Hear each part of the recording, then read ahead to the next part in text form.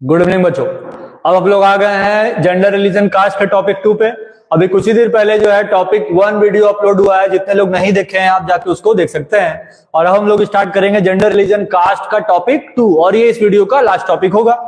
तो बिना time waste किए हुए स्टार्ट करते हैं नेक्स्ट टॉपिक। नेक्स्ट टॉपिक पे क्या लिखा हुआ है कि steps taken to combat communalism. हम लोग क्या क्या ऐसा कर सकते हैं ताकि हम लोग कम्युनलिज्म से लड़ सके। तो सारे कंडीशंस तो आपको हम बता ही चुके हैं पिछले वीडियो में। तो क्या क्या करेंगे, इंडिया एक सेक्युलर स्टेट है, यहाँ का कोई ऑफिशियल रिलीजन नहीं है, ना ही स्टेट का रिलीजन है। ये सबसे अच्छा बात है, रिलीजन के बेसिस पे डिस्क्रिमिनेशन तो हो नहीं सकता है। Everyone is free to practise profession and property of any religion. अभी आपको हम बताए थे टॉपिक 1 में कि कोई भी कैंडिडेट या कोई भी पर्सन जो इंडिया का है वो किसी भी रिलीजन को अपना सकता है, ठीक है, और दूसरे रिलीजन में भी कन्वर्ट हो सकता है। तो इस कंडीशन में भी क्या होगा, कम्युनलिज्म से हम लोग कॉम्बैट कर सकते हैं। और the constitution prohibit discrimination on grounds of the religion. और कॉन्स्टिट्यूशन तो पहले ही बोला है कि हम लोग रिलीजन के बेसिस पे कभी भी पार्शियलिटी नहीं कर सकते, लेकिन तब भी सोसाइटी में अगर वो डिस्क्रिमिनेशन हो रहा है तो वो गलत है। तो गवर्नमेंट अगर इस पे और ज्यादा स्ट्रिक्ट रूल्स बनाएगा तब जाके कम्युनलिज्म बिल्कुल पूरी तरीके से खत्म हो जाएगा और हम लोग कम्युनलिज्म से लड़ाई जीत सकते हैं। नेक्स्ट टॉपिक क्या लिखा हुआ है, कास्ट इनइक्वालिटीज। अभी रिलीजन तो खत्म नहीं हुआ था, कास्ट इनइक्वालिटीज भी चल रहा है। Members of the same caste group formed the social community that practiced the same or similar occupation, married within the caste group and did not eat with members from other caste group. Casteism तो चल ही रहा है। Casteism का मतलब क्या है कि जो लोग सेम कास्ट के ग्रुप के लोग हैं वो लोग सेम टाइप का ऑक्यूपेशन कर रहे हैं, बिजनेस कर रहे हैं, वर्क कर रहे हैं, अपने ही कास्ट में शादी भी कर रहे हैं, लेकिन दूसरे कास्ट के ग्रुप के साथ उन सबको उठना बैठना खाना पीना बिल्कुल ना के बराबर है। जिससे क्या होगा, सामने वाले कास्ट को हम लोग डिस्क्रिमिनेट करेंगे और वो लोग हम लोग को डिस्क्रिमिनेट करेंगे। इन कंडीशंस में क्या होगा, कास्ट इनइक्वालिटीज कभी खत्म नहीं होगा, ठीक है। सेकंड पॉइंट में क्या लिखा है कि why does caste system still persist. मतलब जो कास्ट सिस्टम है अभी तक क्यों है। तो लिखा है कि most people prefer to marry within their own caste और ट्राइब।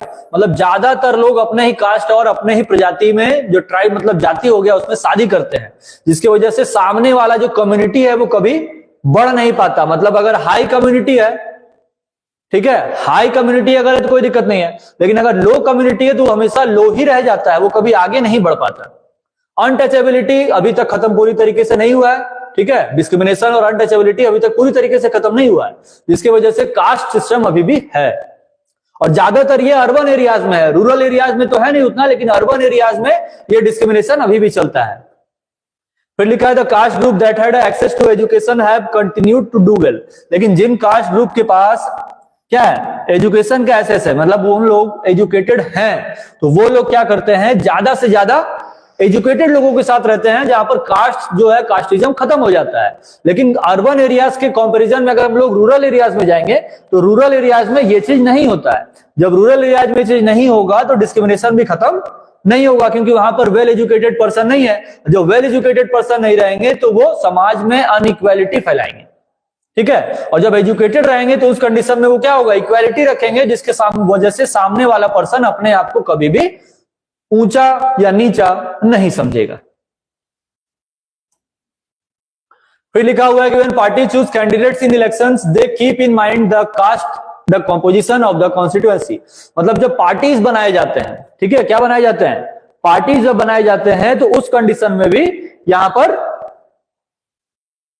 माइंड में ये रखा जाता है कि कास्ट कंपोजिशन पे बहुत ज्यादा ध्यान देना है, ठीक है, क्योंकि जिस एरिया में जिस कास्ट के लोग ज्यादा है तो पार्टीज क्या करेगा, उन्हीं कास्ट में से किसी एक पर्सन को टिकट देगा ताकि वो ज्यादा से ज्यादा लोगों को अपनी ओर क्या कर सके, अपने बातों में ला सके, ठीक है, ताकि वो लोग वोट उनको दें। अब अगर मान लेते हैं कि 90% यहां पर कास्ट ए है और 10% कास्ट बी है और गवर्नमेंट या पार्टी कोई भी जो है सिर्फ बी वाले को ही टिकट दे दिया, तो ए वाले लोग वहां पर ज्यादातर चांस है कि 90 में से 90% लोग वोट नहीं देंगे, तो प्रॉब्लम होगा, ठीक है, वो तो हार जाएगा ना वहां से। तो इस कंडीशन में यहां पर पार्टी ये भी ध्यान देता है कि कौन से एरिया में कौन से कास्ट के या कौन से रिलीजन के ग्रुप रह रहे हैं और उन्हीं में से एक को वो टिकट दे देते हैं। Political parties and candidates appealing to the caste sentiment of the people. और पॉलिटिकल पार्टीज और कैंडिडेट जो है लोगों के सेंटिमेंट्स के साथ खेलते हैं, ठीक है, लोगों की भावनाओं के साथ खेलते हैं, क्योंकि वो लोग जानते हैं कि अगर कास्ट सिस्टम नहीं किया जाए तो उस कंडीशन में वो लोग उस एरिया से हार सकते हैं। इसीलिए वो लोग कास्टिज्म के बेसिस पर इलेक्शन लड़ते हैं, जो सही नहीं है। फिर लिखा है कि caste alone can not determine Indian election, मतलब वो वैसा तो है नहीं कि इंडियन इलेक्शन सिर्फ कास्ट बेसिस पे होता है, बहुत सारे बेसिस पे होता है। तो लिखा हुआ है कि no parliamentary constituency in the country has a clear majority of one single caste. ठीक है, बहुत सारे कास्ट रिलीजन के ग्रुप के लोग हैं ना, तो जो भी पार्टीज अभी तक इंडिया में गवर्नमेंट बना चुका है उसमें कोई सिंगल कास्ट के लोग नहीं है। एक ही पार्टीज में बहुत सारे अलग अलग टाइप के कास्ट के लोग, अलग अलग रिलीजन के लोग रहते हैं, तब जाके वो पार्टी फॉर्म होता है और तब जाके वो गवर्नमेंट रन करता है। फिर लिखा no party wins the votes of all the voters of the caste of our community, मतलब कोई भी ऐसा पार्टी नहीं है जो किसी पर्टिकुलर कास्ट का सारा वोट लेके जीत जाए। उसको कॉम्बिनेशन चाहिए, अलग अलग कास्ट के लोग जब वोट करेंगे तभी ना जाके वो जीतेगा, क्योंकि एक ही कास्ट के लोग तो बहुत ज्यादा है नहीं, मिक्स्ड है। तो इस कंडीशन में जब मिक्स्ड वोट पड़ेगा, मतलब कास्ट ए से भी, बी से भी, सी से भी जब वोट पड़ेगा तभी जाके वो पार्टी जीत सकता है। फिर लिखा है कि if that caste group has many to choose from the other caste groups have none if they were to vote only of the basis of caste, मतलब किसी भी कास्ट ग्रुप के बेसिस पर अगर हम लोग किसी को चुन भी लेते हैं उस कंडीशन में वो उस एरिया से हार सकता है, क्योंकि किसी भी पर्टिकुलर एरिया में एक ही टाइप के कास्ट के लोग तो रहते नहीं है, मिक्स्ड रहते हैं। तो जब मिक्स्ड वोट, मतलब ज्यादातर लोग मिलकर वोट देंगे अलग अलग कास्ट अलग अलग रिलीजन के, तभी जाके वो कैंडिडेट वहां से जीत सकता है, नहीं तो अनलेस वो हार जाएगा।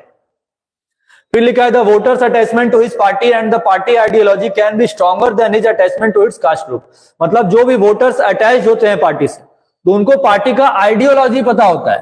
ठीक है, पार्टी का आइडियोलॉजी पता होता है कि पार्टी को कैसे जिताना है। And stronger than his attachment to the caste, वो कास्ट सिस्टम से बढ़कर ऊंचा सोचते हैं। ठीक है, और पार्टी को जिताने के लिए बहुत सारे कास्ट ग्रुप को कॉम्बाइन करते हैं और तब जाके वो पार्टी उस एरिया से जीत पाता है। ठीक है, तो सिर्फ कास्ट के बेसिस पर इंडियन इलेक्शन नहीं होता है, कास्ट के अलावा भी वहां पर उन सबको आइडियोलॉजीज भी चाहिए, प्लस अलग अलग रिलीजन अलग अलग कास्ट के वोटर्स भी चाहिए। एक पर्टिकुलर रिलीजन और एक पर्टिकुलर कास्ट के लोग से कभी भी कोई पार्टी अभी तक जीत नहीं पाया है और आने वाले टाइम में भी नहीं जीत पाएगा जब तक वो सबका कॉम्बिनेशन नहीं बनाएगा। ठीक है, नेक्स्ट पेज पे चलते हैं। तो लिखा हुआ है कि the outcome of political expression of caste. अब आउटकम क्या है पॉलिटिकल एक्सप्रेशन का? तो आउटकम क्या है, लिखा हुआ है कि it has provided space and opportunity for the disadvantage groups of the demand their share in power, मतलब ये क्या करेगा कि स्पेस प्रोवाइड करेगा, एक अपॉर्चुनिटी प्रोवाइड करेगा जो डिसएडवांटेज ग्रुप है, ताकि उनका डिमांड पूरा किया जा सके और उनको साथ भी पावर शेयर किया जाए, तभी जाके यहां पर कोई भी पॉलिटिशियन या कोई भी पार्टी किसी पर्टिकुलर एरिया में जीत सकता है। फिर लिखा है कि it also has help them to fight for social justice, इसी की वजह से क्या होगा, वो किसी भी सोशल जस्टिस से फाइट कर सकते हैं, मतलब अगर कोई भी सामाजिक विवाद होता है तो वो उससे निकल सकते हैं। Caste based politics is certainly not healthy in democracy, जो कास्ट बेसिस पॉलिटिक्स होता है वो डेमोक्रेटिक कंट्री के लिए बिल्कुल भी अच्छा नहीं है। It can divert attention from other important issues like poverty, development and corruption. अब अगर कास्ट बेसिस पॉलिटिक्स किया जाएगा तो उस कंडीशन पे पुअर्टी, डेवलपमेंट और करप्शन जैसी चीजें बढ़ेंगी, घटेगी नहीं। इसीलिए कोई भी गवर्नमेंट जब आता है तो सबसे पहले वो पुअर्टी, डेवलपमेंट और करप्शन को क्लियर करने पे ध्यान दे, तो आने वाले टाइम में कास्ट रिलीजन बेसिस पे जो पॉलिटिक्स होता है वो खत्म हो जाएगा। क्योंकि जब समाज के ज्यादातर लोग क्या रहेंगे, लिटरेट रहेंगे, ठीक है, तो उस कंडीशन में वो ऐसे ही लोगों को वोट देंगे जो उनके लिए अच्छा वर्क कर रहे हैं, ना कि कास्ट और रिलीजन के बेसिस पे वोट पड़ेगा। It can also lead to tensions, conflicts and violence, और इसी की वजह से कास्ट बेसिस अगर पॉलिटिक्स किया जाएगा तो उस कंडीशन में आने वाले टाइम में या प्रेजेंट कंडीशन में भी टेंशन होगा, कॉन्फ्लिक्ट्स होगा, वायलेंस भी हो सकता है। ठीक है, फिर लिखा है कि reasons which have contributed to changes in caste system. अब क्या क्या रीजंस है जिसकी वजह से कास्ट सिस्टम में चेंजिंग आया? ठीक है, पहले तो चेंजिंग नहीं था, पहले डिस्क्रिमिनेशन बहुत ज्यादा था, तो बहुत सारे ऐसे ऐसे पर्संस आए हैं जो अलग अलग रूल्स रेगुलेशंस, अपने आइडियाज लोगों के साथ शेयर किए और वो आइडियाज लोगों को बहुत पसंद आए और बाद में जाके वो कॉन्स्टिट्यूशन के एक आर्टिकल में पॉइंट्स बन गए। और उसी के बाद इंडिया में जो डिस्क्रिमिनेशन है, पार्शियलिटी है, कलर बेसिस पे हो, कास्ट बेसिस पे हो, रिलीजन बेसिस पे हो, ये कम हो गया, खत्म नहीं हो गया, कम हो गया। लिखा हुआ है कि efforts of political leaders and social reformers like Gandhi ji, B.R. Ambedkar, who advocated and work to establish a society in which caste inequalities are absent. मतलब बहुत सारे पॉलिटिकल लीडर जैसे गांधी जी और B.R. अम्बेडकर क्या किया, बहुत ज्यादा एफर्ट्स लगाए, ठीक है, ताकि एक ऐसा सोसाइटी बनाया जा सके जहां पर कास्ट इनइक्वालिटी ना हो, ठीक है, सब लोग इक्वल रहें। Socio economic changes such as urbanisation, ठीक है, सोसाइटी और इकोनॉमिक कंडीशन को सही करने के लिए अर्बनाइजेशन किया गया, शहरीकरण, लिटरेसी रेट को बढ़ाया गया, ठीक है, एजुकेशन लोगों को दिया गया, मतलब बच्चों को जो फ्री एजुकेशन दिया जा रहा है वो इसी की वजह से दिया जा रहा है ताकि लिटरेसी रेट बढ़े। जब लिटरेसी रेट बढ़ेगा तो ऑक्यूपेशन मोबिलिटी भी बढ़ेगा, लैंडलॉर्ड पोजीशन जो है वीक हो जाएगा, ठीक है। लैंडलॉर्ड पोजीशन मतलब क्या है, जैसे गांव के एरियाज में कोई जमींदार है, अब अगर वो लोग पढ़े लिखे रहते तो क्रॉप प्रोडक्शन भी करेंगे अगर, तो वो थोड़ा एजुकेटेड स्किल्ड प्रोग्राम के थ्रू करेंगे ताकि उन सबको पता होगा कि नहीं इस प्रोडक्ट का यूज करेंगे ज्यादा से ज्यादा क्रॉप प्रोडक्शन होगा, हम लोगों को जो है लैंडलॉर्ड से या जो मनी लेंडर्स होते हैं उनसे लोन नहीं लेना पड़ेगा, जाके हम लोग गवर्नमेंट बैंक से लोन लेंगे कम रेट ऑफ इंटरेस्ट में, ताकि वो लोग अपने क्रॉप प्रोडक्शन का जो भी कंडीशन है उसको ज्यादा से ज्यादा कर सके बिना किसी प्रॉब्लम के।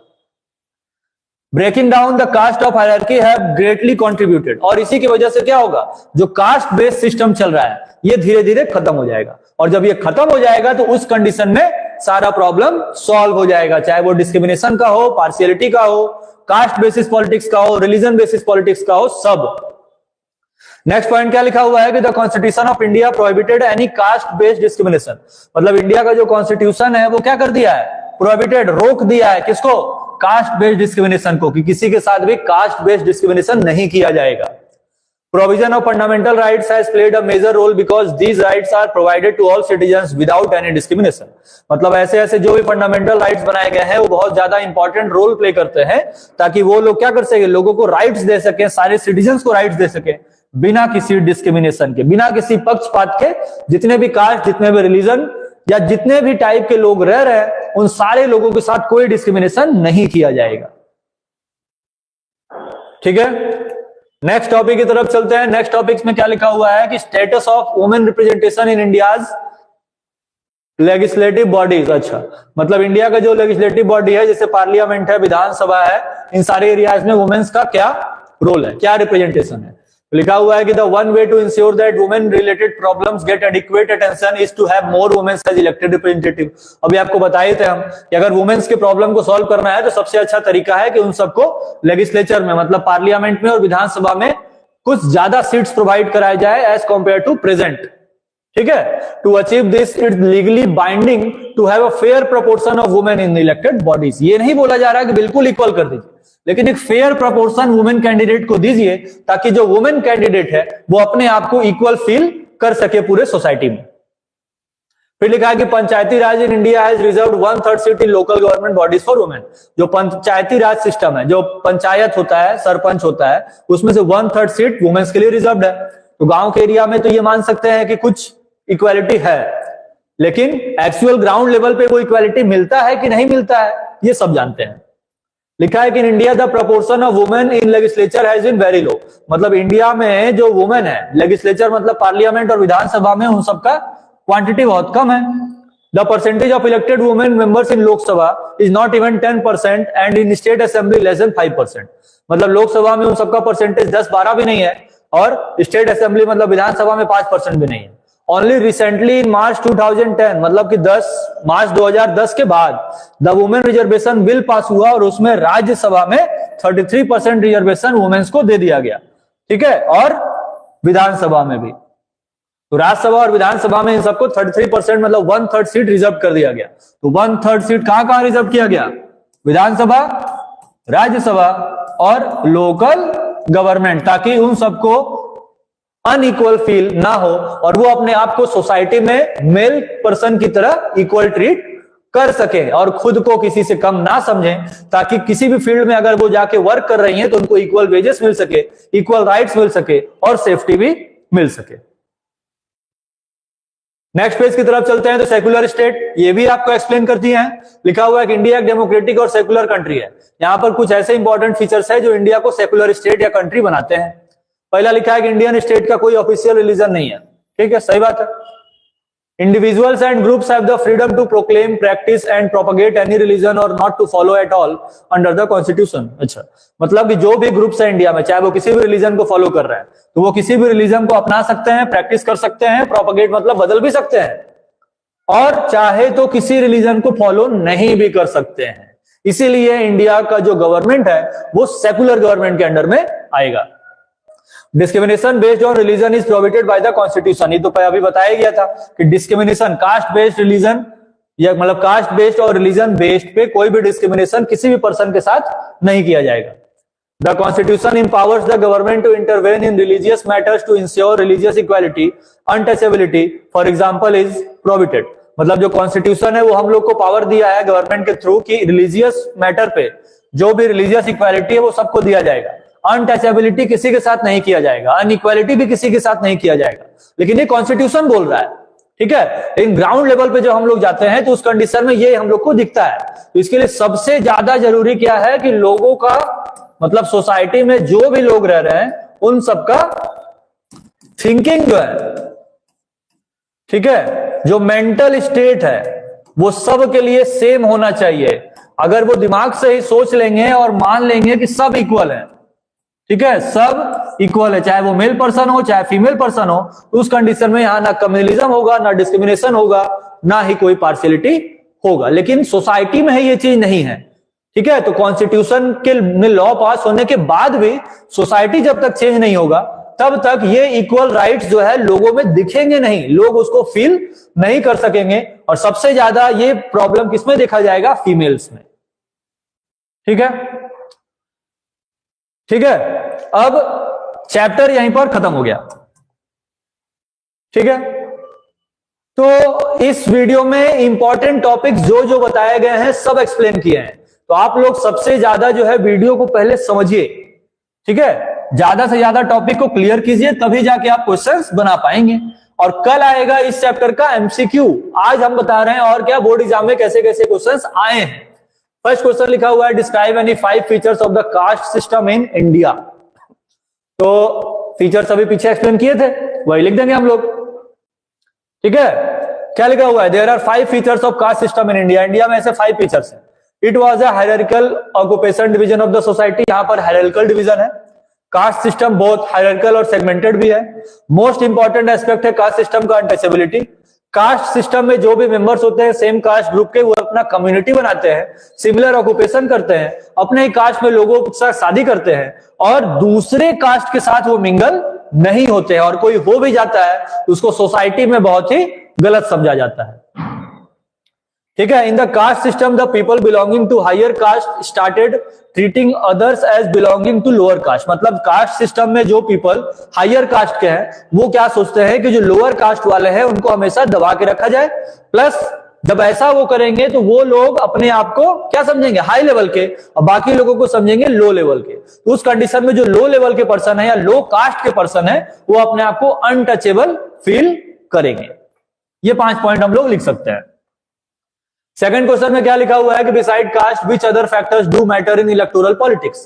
कास्ट के अलावा कौन कौन से फैक्टर इलेक्टोरल पॉलिटिक्स में मैटर करते हैं? तो लिखा हुआ है कि कास्ट के अलावा पहला, the voters have a strong attachment to political parties. Voter जो है किसी पॉलिटिकल पार्टी के साथ स्ट्रांगली अटैच्ड होते हैं, ठीक है, stronger their attachment to their caste और कम्युनिटी। और वो इतना ज्यादा अटैच्ड होते हैं कि कास्ट और कम्युनिटी के भी ऊपर होते हैं। People with in the same community, जो पीपल सेम कम्युनिटी में रहेंगे उनका डिफरेंट इंटरेस्ट ग्रुप अगर है तो उस कंडीशन में वो वहां पर पार्शियलिटी क्रिएट करेंगे, जैसे रिच और पुअर का, मेन और वुमेन का, ठीक है, सेम और डिफरेंट कास्ट का। People assessment of the performance of the government, the performance of the candidate for the development of his constituency are often decisive factors in elections. मतलब जो people, ठीक है, गवर्नमेंट में परफॉर्म कर रहे हैं ताकि वो क्या कर सके, कैंडिडेट का मतलब उस एरिया का डेवलपमेंट करा सके। लेकिन तभी डेवलपमेंट वो कराएंगे जब वो पर्टिकुलर कास्ट ग्रुप से फॉलो कर रहा है। अगर कोई पर्सन ये सोच ले कि यहाँ के जितने भी लोग हैं सब उसी एरिया के हैं और अगर वो सारे रिलीजन सारे कास्ट के लोगों के लिए वर्क करना शुरू कर दे, उस कंडीशन में यहां पर जो प्रॉब्लम है कम्युनलिज्म का खत्म हो जाएगा, ठीक है। तो वो इसमें हम लोग को एक्सप्लेन करना है। नेक्स्ट पॉइंट में क्या लिखा हुआ है कि how can caste take several forms in politics. अब कास्ट जो है कैसे अलग अलग फॉर्म्स लेता है पॉलिटिक्स में। तो क्या लिखा हुआ है कि फर्स्ट में लिखा है कि when party choose candidates in election, जब भी कोई पार्टी जो है किसी कैंडिडेट को इलेक्शन के लिए चुनता है, तो क्या बताए थे अभी हम कि वो देख लेता है कि उस एरिया में कौन से कास्ट के लोग सबसे ज्यादा है और उन्हीं कास्ट से रिलेटेड जो फेमस पर्सन होते हैं उन्हीं को वो टिकट दे देते हैं, क्योंकि वो जानते हैं कि उस एरिया में उस पर्सन का उन सारे कास्ट पर कंट्रोल होगा, तो वो उस पार्टी को मतलब वो पार्टी को जिता सकता है। ड्यूरिंग द कैंपेनिंग के टाइम में जितने भी पॉलिटिकल पार्टीज होते हैं वो अपील करते हैं people to give their votes on the basis of caste. वो क्या अपील करते हैं कि कास्ट बेसिस से वोट दो, कि हम तुम्हारे कास्ट से बिलोंग कर रहे हैं, अगर तुम हमको वोट दोगे और हम जीत जाएंगे तो हम इस कास्ट के लिए सबसे अच्छा वर्क करेंगे। लेकिन अगर कॉन्स्टिट्यूशनली देखें तो ये गलत है, ठीक है। When governments are formed, जब गवर्नमेंट फॉर्म होता है तो पॉलिटिकल पार्टी ये ध्यान देते हैं कि जो रिप्रेजेंटेटिव है अलग अलग कास्ट के और ट्राइब्स के, उनको एक मिनिस्ट्री में प्लेस दिया जाए, ठीक है। मिनिस्ट्री में अगर प्लेस नहीं देंगे तो वो पर्सन क्या होगा, अगर उस एरिया से जीतने के बाद भी उसको मिनिस्ट्री में प्लेस नहीं मिलेगा तो उस कंडीशन में उस पार्टी को छोड़ सकता है, जिसकी वजह से वो पार्टी हार भी सकता है, जीता हुआ इलेक्शन भी हार सकता है, इसीलिए वो उनको एक मिनिस्ट्री दे देते हैं, ठीक है। अब जो कास्ट से वो बिलोंग कर रहा है वो उस कास्ट के लिए तो वर्क करेगा, लेकिन बाकी सारे कास्ट वहां पर सफर करेंगे, ठीक है। नेक्स्ट क्वेश्चन में क्या लिखा है कि suggest any 2 measures to integrate the peoples belonging to different ethnic group in a society. 2 ऐसे मेजर्स लिखने हैं जिससे हम लोग क्या कर सकते हैं, जो सेम पर्टिकुलर एरिया में एथनिक ग्रुप अलग अलग ग्रुप के लोग जो रह रहे हैं वो इंटीग्रेट हो सके। तो लिखा हुआ है कि everyone including political leader, social reformers, general people should discourage casteism. मतलब जितने भी लोग हैं, चाहे पॉलिटिकल लीडर हो, मिनिस्टर हो, सोशल रिफॉर्मर हो मतलब समाज सुधारक हो, या कोई नॉर्मल पीपल हम और आप हो, वो कास्टिज्म को डिस्करेज करेगा, उसको अमान्य करेगा, उसको नहीं मानेगा।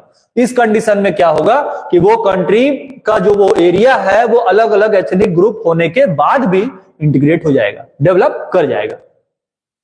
Political and religional parties based on caste should be removed. मतलब जो पार्टीज कास्ट के बेसिस से वोट मांगता है उसके टिकट को ही कैंसिल कर देना चाहिए। The name and aim of educational institutions referring to caste should be given up, ठीक है। मतलब जो भी नाम और एम होता है एजुकेशनल इंस्टीट्यूशन का, उनको कास्ट बेसिस पे वर्क नहीं करना चाहिए, ठीक है। उनको पर्टिकुलर कास्ट बेसिस पे नहीं, ग्रुप बेसिस पे वर्क करेंगे कि जितने भी कास्ट के लोग हैं, ये सारा एजुकेशन सिस्टम, ये सारा डेवलपमेंट सब के लिए है, ना कि किसी एक कास्ट ग्रुप के लिए है। अगर ऐसा करेंगे तो वो एरिया बहुत जल्दी इंटीग्रेट, डेवलप सब कुछ हो जाएगा, ठीक है। एक और क्वेश्चन है इसमें, एक और क्वेश्चन है, लिखा हुआ है कि व्हाट इज कम्युनल पॉलिटिक्स। ये अभी आपको एक्सप्लेन किया है। Explain the idea behind the communalism. Communal politics है क्या और कम्युनलिज्म या कम्युनल पॉलिटिक्स के पीछे क्या आइडिया है, ये भी पूछ रहा है।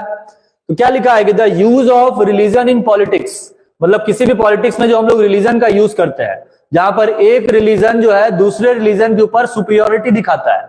क्या दिखाएगा, सुपीरियोरिटी की, हम तुमसे ऊपर हैं।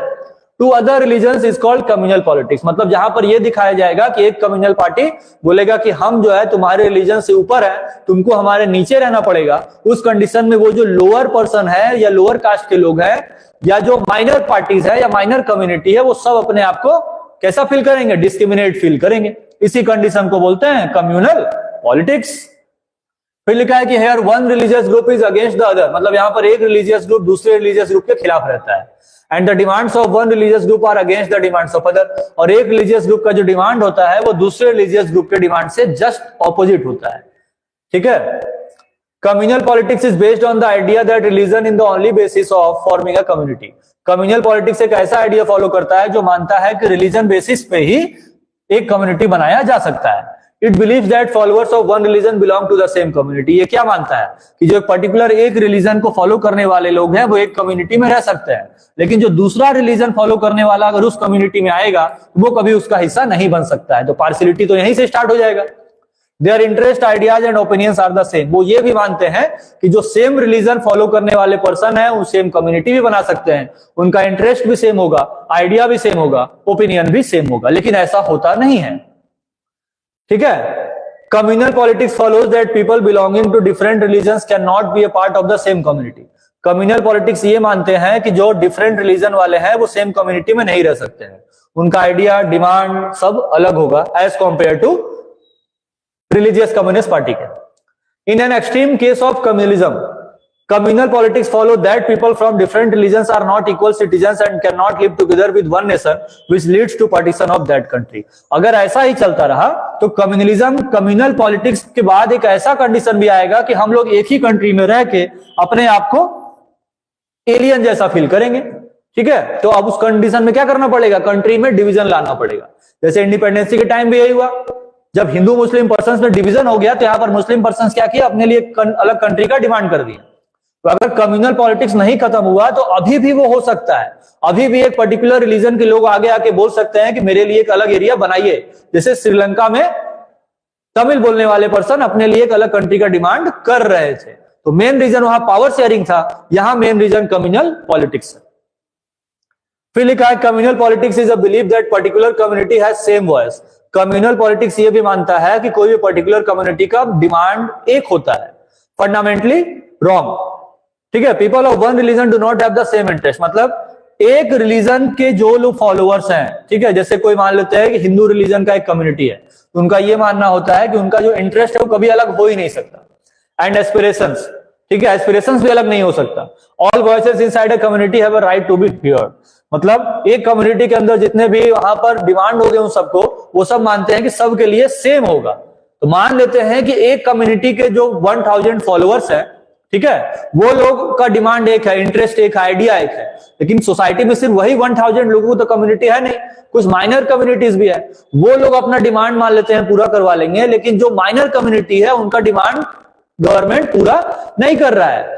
राइट्स तो बना दिया है लेकिन सोसाइटी में वो उसको फुलफिल नहीं कर पा रहा, जिसकी वजह से communal politics partition of country के लिए रिस्पॉन्सिबल बनता जा रहा है। ठीक है, तो ये बोर्ड एग्जाम से रिलेटेड आपके 5 मार्क्स के 5 मोस्ट इंपॉर्टेंट क्वेश्चंस थे। आप इन क्वेश्चंस को कॉपी पे लिख लीजिए, खुद से उसका आंसर लिखिए टॉपिक को समझने के बाद, और इसके बाद इस आंसर से मैच कीजिए। इस आंसर के 5 में से अगर 3 पॉइंट भी आपके मैच कर जाते हैं तो आप समझिए कि आप बोर्ड एग्जाम में अच्छा स्कोर करने वाले हैं। तो आप कमेंट करके बाद में बताइएगा कि आपने इसमें से कितने क्वेश्चंस का आंसर ऐसा लिखा जो इस टॉपिक से रिलेटेड था और इस आंसर से मैच कर रहा था, क्योंकि ये सारे ऐसे आंसर्स हैं जिसको लिखने पर आपका 1 मार्क्स भी एग्जाम में नहीं कटेगा। ये सारे मेन पॉइंट्स लिखे हुए हैं। ठीक है, तो आप क्या कीजिए, क्वेश्चंस लिख लीजिए, आंसर लिखिए, खुद से मैच कीजिए। मैच नहीं करता है तो इन क्वेश्चंस का आंसर लिख के कॉपी पे उसको रिवाइज कीजिए, समझिए, ताकि बोर्ड एग्जाम में आप अगर ये आंसर्स लिखें तो आपको ज्यादा से ज्यादा मार्क्स मिले। और हम लोगों को आपके ये पढ़ाने का मेन मोटिव यही है कि आप ज्यादा से ज्यादा स्कोर कीजिए, प्लस सोसाइटी में भी चेंजिंग लाइए। ये नहीं कि बस पढ़ लिए बाद में फिर जाके हम ही लोग क्या कर रहे हैं, पार्शियलिटी कर रहे हैं। ये नहीं करना है। ये जो पढ़ रहे हैं, समझ रहे हैं, उसको अपने दिमाग में रखना है और अपने डेली लाइफ में उसको लाना भी है। ठीक है, तो ये वीडियो आज खत्म। अब कल स्टार्ट होगा इसी चैप्टर का एमसीक्यू। अभी आप 5 मिनट के बाद क्या करेंगे, हम लोग मैथ्स का एक एमसीक्यू स्टार्ट करेंगे, क्वाड्रेटिक इक्वेशन का। तब तक के लिए बने रहिए हमारे चैनल डीजे क्लासेस पर।